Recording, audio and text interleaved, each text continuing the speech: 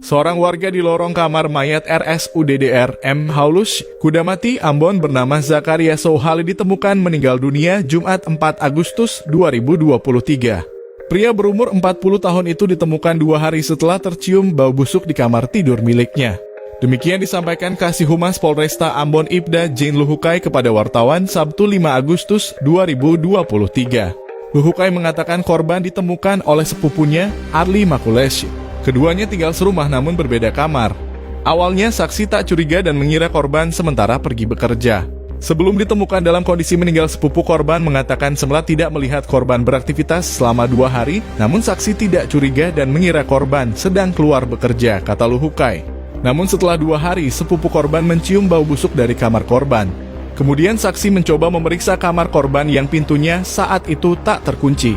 Saat dibuka, Samsi melihat korban tepat di atas tempat tidur dalam posisi terlentang. Karena bau busuk yang sangat menyengat sehingga saksi kembali menutup pintu kamar dan memanggil tetangga korban untuk datang bersama melihat kondisi korban yang sudah tidak bernyawa serta bau busuk yang berasal dari tubuh korban.